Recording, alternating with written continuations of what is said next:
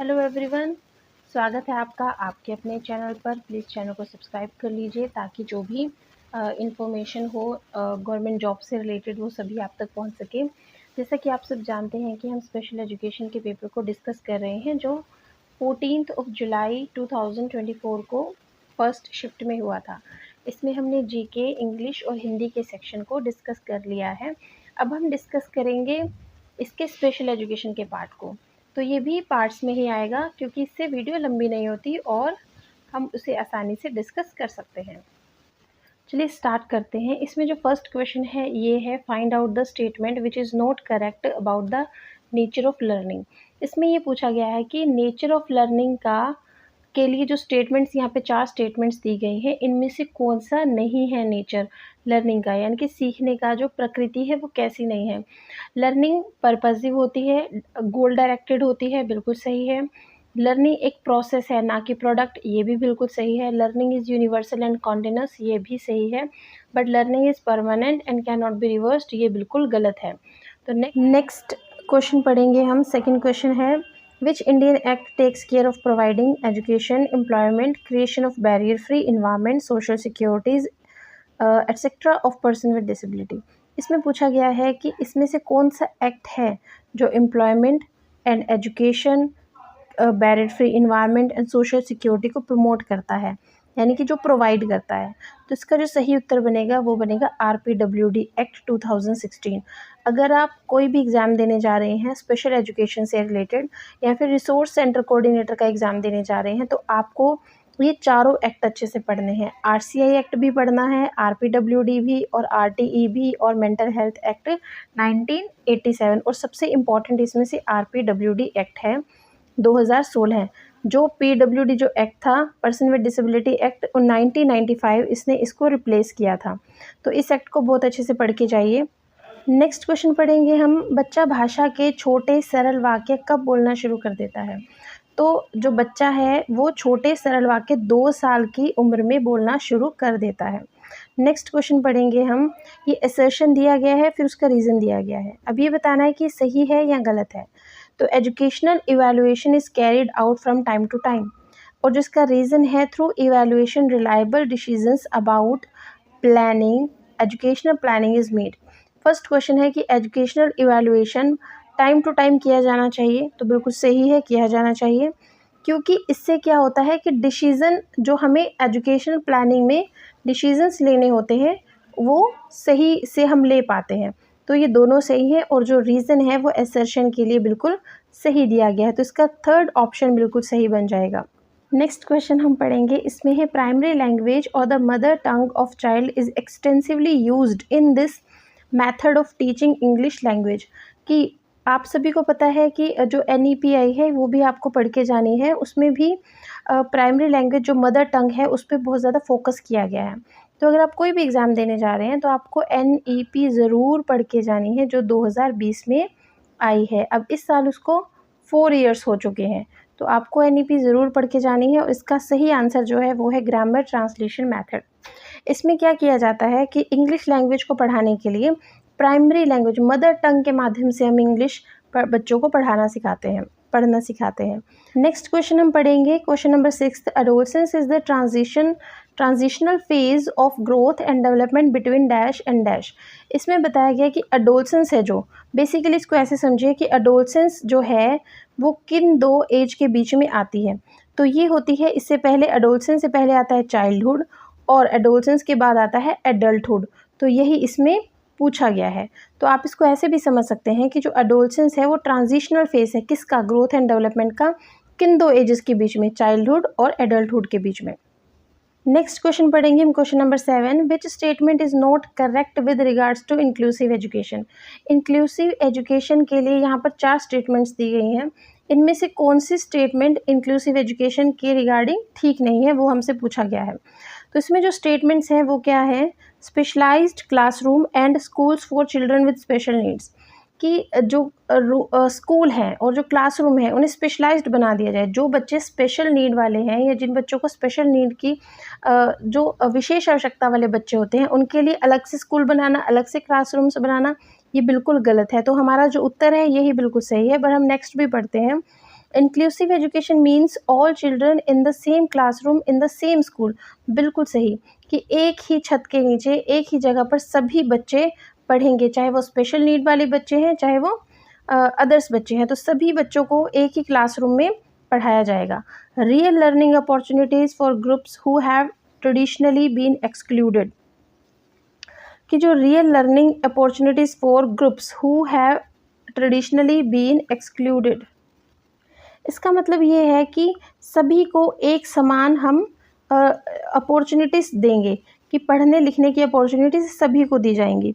Learning opportunities not only to childrens with disability but speakers of minority languages too, कि इंक्लूसिव एजुकेशन का मतलब ही ये होता है कि सभी बच्चे, चाहे वो लैंग्वेज से रिलेटेड माइनॉरिटीज़ हो या किसी भी तरीके से उनकी जो विशेष आवश्यकता है, उसके लिए उनको एक समान अपॉर्चुनिटीज़ देना। तो इन तीनों स्टेटमेंट्स में इंक्लूसिव एजुकेशन को बहुत अच्छे से प्रयोग किया गया है, उसके रिगार्डिंग ये बिल्कुल सही है। बट जो फर्स्ट स्टेटमेंट है, specialized classroom and schools for children with special need, ये बिल्कुल गलत है, ये इंक्लूसिव एजुकेशन को शो नहीं करती। नेक्स्ट क्वेश्चन पढ़ेंगे हम, 8th क्वेश्चन। इसमें क्या पूछा गया है कि pictorial presentations which involves children interpreting pictures and to find relevant information and solutions to mathematical problems are techniques of teaching preferably and adopted to teach students at। जो pictorial presentations दी जाती है, जैसे कि हम फ्लैश कार्ड आप use करते हैं, black board पर तस्वीरें बना दी जाती हैं। बेसिकली आप ऐसे समझ सकते हैं कि जब आप किसी छोटे बच्चे को कोई चीज़ सिखा रहे हैं या बुक पढ़ा रहे हैं तो उसमें पिक्चर्स दी जाती हैं, तो इसी तरह से इसमें भी है कि पिक्टोरियल प्रेजेंटेशंस किन क्लासेस में पढ़ाया जाता है, या पिक्टोरियल प्रेजेंटेशन से किन क्लासेस में पढ़ाया जाता है। वो प्राइमरी लेवल के जो क्लासेस होते हैं उसमें ये इन्फॉर्मेशन देने के लिए, मैथमेटिकल प्रॉब्लम्स के लिए बच्चों को यूज़ किया जाता है। नेक्स्ट हम पढ़ेंगे कि which among the following statement is not correct, इसमें से कौन सी स्टेटमेंट है जो करेक्ट नहीं है। तो इसकी स्टेटमेंट पढ़ते हैं। फर्स्ट स्टेटमेंट है, development is a process that starts even before birth. बिल्कुल सही, डेवलपमेंट ऐसी प्रोसेस है जो जन्म से पहले ही शुरू हो जाती है। बिल्कुल सही, गर्भावस्था से भी पहले जो हमारी डेवलपमेंट है वो स्टार्ट हो जाती है। नेक्स्ट पढ़ेंगे हम, development refers to both qualitative and quantitative changes. बिल्कुल सही, कि क्वांटिटेटिव चेंजेस भी होते हैं और क्वालिटी वाइज भी चेंजेस होते हैं। नेक्स्ट स्टेटमेंट है, development has a static nature. नहीं, बिल्कुल भी इसका स्टैटिक नेचर नहीं होता है, तो यही ऑप्शन हमारा बिल्कुल सही है। डेवलपमेंट चेंज आर सिस्टमैटिक, जो चेंजेस होते हैं वो सिस्टमैटिक होते हैं, ये बिल्कुल सही है। नेक्स्ट हम पढ़ेंगे, नेक्स्ट है आर विजुअल सिस्टम, यानी कि जो हमारा देखने वाला सिस्टम है mainly consist of 3 components. 3 component से मतलब हम उसे 3 कंपोनेंट से समझ सकते हैं। वो कौन से कंपोनेंट्स हैं जिसमें मेन 3 चीज़ें यूज़ होती हैं, वो हमारी आइज़ होती हैं, ऑप्टिक नर्व्स होती हैं और ब्रेन होता है। इसमें जो 4th ऑप्शन है वो बिल्कुल सही है, eyes, optic nerves and brain बहुत इंपॉर्टेंट है हमारे विजुअल सिस्टम के लिए। नेक्स्ट क्वेश्चन हम पढ़ेंगे। नेक्स्ट क्वेश्चन है, a testing procedure for the formal assessment of hearing losses is known as. Hearing loss को मापने के लिए कौन सा टेस्टिंग प्रोसीजर यूज़ किया जाता है, तो वो है ऑडियोमेट्री प्रोसीजर। तो फर्स्ट है जो उसे हम ये हमारा बिल्कुल सही उत्तर है। नेक्स्ट हम पढ़ेंगे 12th है, विच among the following is not one of the factor causing learning disability. Learning disability का कौन सा कारण नहीं है, तो इन्वायरमेंटल फैक्टर, बिल्कुल इन्वायरमेंटल फैक्टर होते हैं। कई बार बच्चे पर ध्यान नहीं दिया जाता या बच्चे को ऐसा वातावरण नहीं मिल पाता कि वो चीज़ों को अच्छे से समझ पाए, तो इसकी वजह से भी लर्निंग डिसेबिलिटी होती है। साइकोलॉजिकल फैक्टर्स भी होते हैं, फिजियोलॉजिकल फैक्टर्स भी होते हैं, हेरिडिटरी फैक्टर्स भी होते हैं। तो इसका जो मेन आंसर है, मतलब बिल्कुल सही आंसर है, वो है इकोनॉमिक फैक्टर्स। इकोनॉमिक फैक्टर्स यानी कि आर्थिक कारण नहीं होते जिनकी वजह से लर्निंग डिसेबिलिटी होती है। नेक्स्ट क्वेश्चन को हम पढ़ेंगे। नेक्स्ट क्वेश्चन हमारे पास है, विच among the following is not true about demonstration method. Demonstration method के बारे में कौन सा वाक्य सही नहीं है, तो demonstration is a learner centric method of teaching, कि लर्नर सेंट्रिक मेथड है टीचिंग का। ये बिल्कुल सही है, क्योंकि ये डिमॉन्स्ट्रेशन के बारे में सही नहीं है, क्योंकि इसमें टीचर हमें एक्टिविटी करके दिखाता है, फिर हम उस एक्टिविटी को करते हैं। यानी कि टीचर किसी भी एक्टिविटी को करके दिखाएगा, फिर बच्चे उस एक्टिविटी को करेंगे। तो पहला जो है कि एक्टिविटी सेंटर है, बिल्कुल सही है।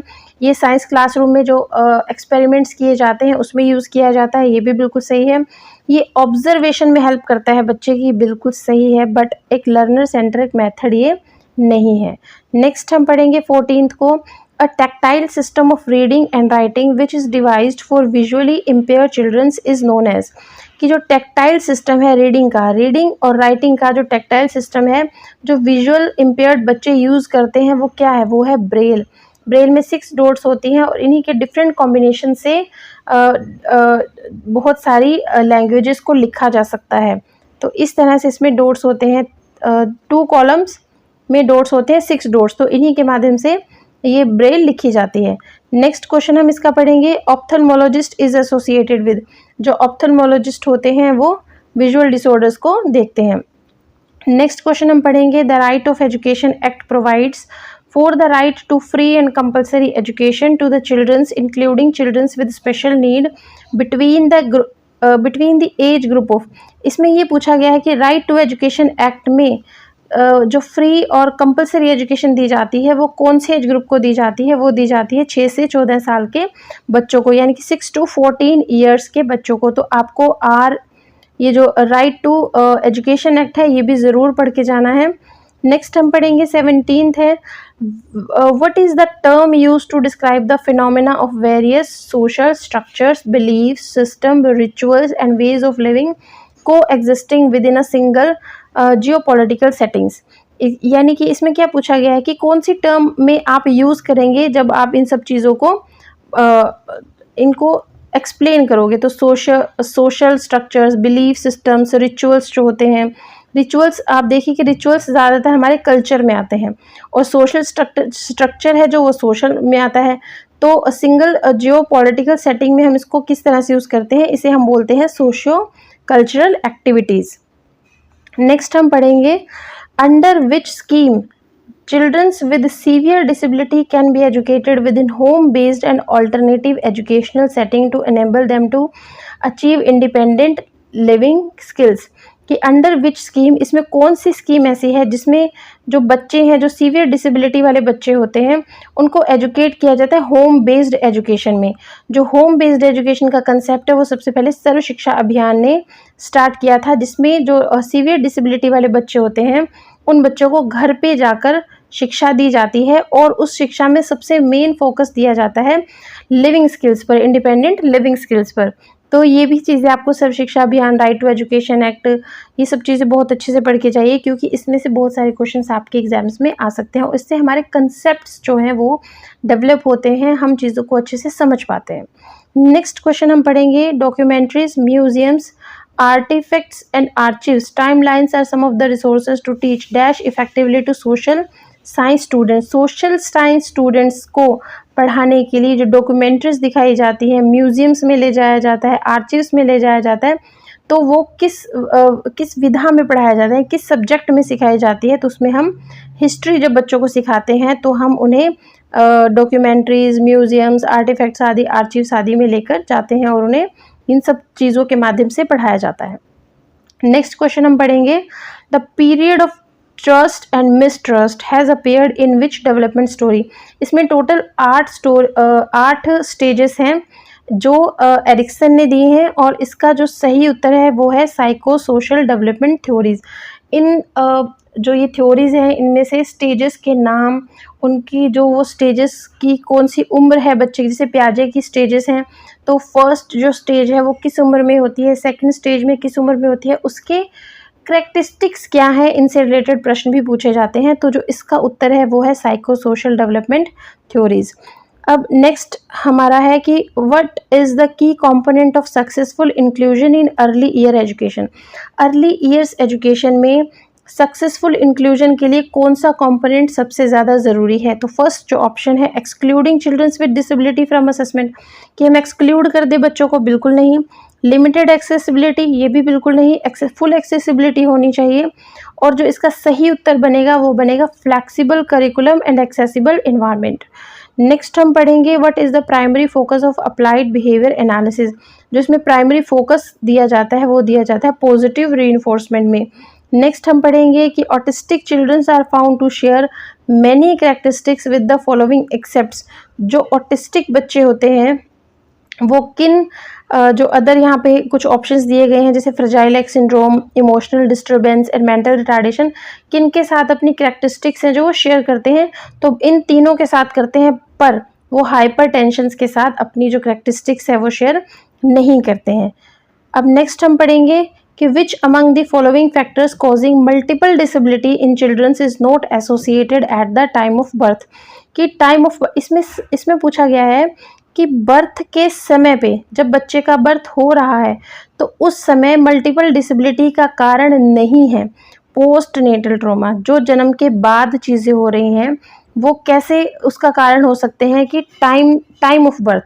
प्रश्न में ही आंसर दे दिया गया कि टाइम ऑफ बर्थ पूछा गया है, बट यहाँ पे जो हमारा उत्तर बनेगा वो बनेगा पोस्ट नेटल, क्योंकि जो जन्म के बाद चीज़ें होंगी उन वो इसकी वजह नहीं बनेंगी। पेरीनेटल हेमरेज हो सकता है कि जन्म से पहले के जो कारण है वो भी हो सकते हैं। ऑक्सीजन डेप्रिवेशन, जब बच्चे का जन्म हो रहा है तब उसे पर्याप्त ऑक्सीजन नहीं मिली जिसकी वजह से डिसेबिलिटी होने के चांसेस होते हैं। प्री मैच्योर बर्थ, जब बच्चा 9 महीने से पहले जन्म ले लेता है तो उसमें भी मल्टीपल डिसेबिलिटीज़ होने के चांसेस बढ़ जाते हैं, बट पोस्ट नेटल ट्रॉमा इसका बिल्कुल सही आंसर है। नेक्स्ट हम पढ़ेंगे from the given option which one is not a testing device to identify learning disable childrens. इसमें पूछा गया है कि कौन सा एक जो टेस्टिंग डिवाइस नहीं है। डायग्नोस्टिक टेस्ट है, क्योंकि डायग्नोस्टिक टेस्ट में हम डायग्नोस करने के बाद बच्चे को रेमेडियल टीचिंग देते हैं, तो ये लर्निंग डिसेबल चाइल्ड के लिए बहुत ज़रूरी होता है। ऑब्जर्वेशन भी होता है, बच्चे को ऑब्जर्व करना, उसका बिहेवियर ऑब्जर्व करना, एंड एबिलिटी टेस्ट भी होता है, बट डेली असेसमेंट सिस्टम इसका एक ऑप्शन नहीं है। नेक्स्ट हम पढ़ेंगे according to applied behaviour analysis what is the first step in treating appropriate behaviour. कि अप्लाइड बिहेवियर एनालिसिस में पहला स्टेप क्या है जो ट्रीट करता है इन अप्रोप्रिएट बिहेवियर के लिए। तो सबसे पहले है कि analyse the behaviour of affected children in his environment. जब आप बिहेवियर थेरेपीज बच्चे को दे रहे हैं, अप्लाइड बिहेवियर एनालिसिस बच्चे पर यूज़ कर रहे हैं, तो हमें सबसे पहले बच्चे के बिहेवियर का पता होना चाहिए। कि सबसे पहले स्टेप क्या होगा कि उस बच्चे का बिहेवियर चेक किया जाए कि अपने जो उसका इन्वायरमेंट है उसमें बच्चा किस तरह से रिएक्ट कर रहा है, तो उसके बाद ही हम डिसाइड करेंगे कि हमें किस तरह से बच्चे को ट्रेनिंग देनी है। नेक्स्ट जो क्वेश्चन है वो है what type of method is typically prescribed and adopted in pre school education. कि प्री स्कूल एजुकेशन यानी कि छोटे बच्चे जो होते हैं, प्ले वे टाइप के जो स्कूल्स होते हैं, प्री स्कूल एजुकेशन में कौन से मेथड को प्रिस्क्राइब किया जाता है, उसमें किया जाता है play way method. Play way method मतलब बच्चों को खेल खेल में सिखाना, कि जब बच्चे खेल रहे हैं, खेलते खेलते उनको ऐसा इन्वायरमेंट देना कि उनसे बच्चे सीखें, एक्टिविटीज़ से सीखें, खेल खेल में बच्चे सीखें। लेक्चर मेथड जो है वो हायर एजुकेशन में दिया जाता है। रोट लर्निंग मेथड को बिल्कुल भी प्रमोट नहीं किया जाता, एंड फॉर्मल टीचिंग मेथड भी हायर एजुकेशन में प्रोवाइड किया जाता है, बट इसका जो प्री स्कूल का आंसर है, प्री स्कूल में हम प्ले वे मेथड को यूज़ करते हैं। नेक्स्ट जो क्वेश्चन है वो है विच among the following is not an appropriate technique helping the learning disable child. कि कौन सी अप्रोप्रिएट टेक्निक नहीं है, उसने पूछा है नहीं है, कौन सी नहीं है लर्निंग डिसेबल जो चाइल्ड है उसको हेल्प करने के लिए। इंस्ट्रक्टर सेंटर अप्रोच, इसमें हम चाइल्ड सेंटर्ड अप्रोच यूज़ करेंगे, ना कि इंस्ट्रक्टर सेंटर अप्रोच। नेक्स्ट हम पढ़ेंगे, नेक्स्ट क्वेश्चन है what is the correct sequence of step involve in applied behaviour analysis. जब आप बच्चे पे अप्लाइड बिहेवियर एनालिसिस यूज़ कर रहे हैं, ये जो हमारे आते हैं ये टीचिंग मेथड, टीचिंग स्ट्रेटजीज़, और जो बच्चे हैं जैसे ऑटिस्टिक बच्चे हैं या फिर इंटेलेक्चुअल डिसेबल बच्चे हैं, उनसे रिलेटेड जितनी भी टेक्निक्स हैं, ट्रायल एंड एरर टेक्निक हो गया, अप्लाइड बिहेवियर टेक्निक हो गया, टेक्निक हो गया, सब चीज़ों को बहुत अच्छे से पढ़ के चाहिए। इसमें से प्रश्न कहीं से भी आ सकता है, तो जो इसका सही उत्तर बनेगा, सबसे पहले हम क्या करेंगे, बच्चे के बिहेवियर को देखेंगे कि उसके इन्वायरमेंट में बच्चा कैसा बिहेवियर कर रहा है, फिर हम उसका बिहेवियर आइडेंटिफाई करेंगे, देन शेपिंग अप्रोप्रिएट बिहेवियर, फिर हमने जो बच्चे को सिखाना है उसकी शेपिंग करेंगे। नेक्स्ट जो क्वेश्चन है वो है हमारा ADHD स्टैंड्स फॉर। ADHD की फुल फॉर्म हमें लिखनी है ADHD attention deficit hyper active disorder, इसकी फुल फॉर्म है। तो आप मुझे कमेंट में लिखेंगे CARS। ये एक टूल है ऑटिस्टिक बच्चों के लिए, आप इसका बताएंगे कि इसकी फुल फॉर्म क्या है। और नेक्स्ट आज हमने 30 क्वेश्चंस कंप्लीट किए हैं। फर्स्ट 30 क्वेश्चंस हमने इसके कंप्लीट किए हैं। नेक्स्ट वीडियो में हम नेक्स्ट 30 क्वेश्चंस को डिस्कस भी करेंगे और उन्हें सॉल्व भी करेंगे। तो आप मेरे चैनल को सब्सक्राइब कर लीजिए।